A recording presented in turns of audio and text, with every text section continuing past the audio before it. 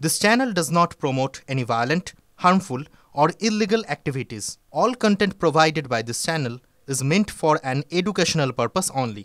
শকুনের রাজনীতি তো তারা চাইছেন গন্ডগোল হোক, তাদেরই কোনো এজেন্সি ওই এলাকায় অপারেট করতে গিয়ে তাদের স্পন্সর্ড লোকেদের দিয়ে গন্ডগোল করানোটা শুরু করে লোক ঠেকাচ্ছে কিনা এটাও তদন্ত করা দরকার।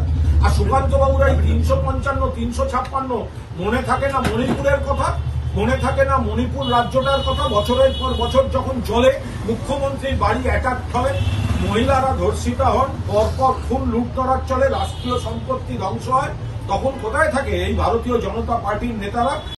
দেখুন, এইটা তো বিজেপি চাইছে, এটা তো তদন্ত করে দেখা উচিত। আসল তদন্ত হওয়া উচিত যে বিজেপির বকলমা কিছু এজেন্সি ওই এলাকাগুলোতে অপারেট করে এই অশান্তিটা ডেকে আনতে চাইছে কিনা, মানুষকে প্রভোগ করা, তাদের নিজেদের কোনো লোককে দিয়ে প্রভোকেশন শুরু করিয়ে দেয়া, মবকে খেপিয়ে দেয়া, এগুলো বিজেপির ওয়েল প্ল্যান্ড কোনো ডিজাইন কিনা, যাতে পশ্চিমবঙ্গে দু একটা পকেটে কোনো অশান্তির ছবি তৈরি করে তারা পলিটিক্স করতে পারে, এটাও কিন্তু একটা যথাযথ তদন্ত করে দেখা উচিত।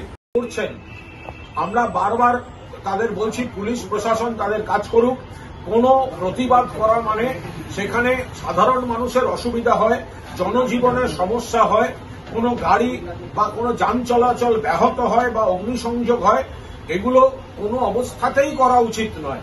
যারা কোনো আন্দোলনে ক্ষুব্ধ হয়ে যারা করছেন তাদের বলবো দয়া করে এই ধরনের কাজ করবেন না, কারণ এতে বিজেপির রাজনৈতিক পারপাস সার্ভ হচ্ছে। বিজেপি নানা ধরনের এজেন্সি দিয়ে উস্কানি দিয়ে এগুলো করাচ্ছে কিনা সেগুলোও কিন্তু দেখতে হবে। আপনারা তাদের পাতা ফাঁদে পা দেবেন না। কোনো জায়গায় কোনো অশান্তি, সাধারণ মানুষের অসুবিধা, সাধারণ মানুষের ভোগান্তি, যান চলাচলের ক্ষতি, কোথাও বিক্ষোভ করতে গিয়ে ভাঙচুর বা অগ্নিসংযোগ, এটা কাম্য নয়। মমতা বন্দ্যোপাধ্যায়ের উপর আস্থা রাখুন।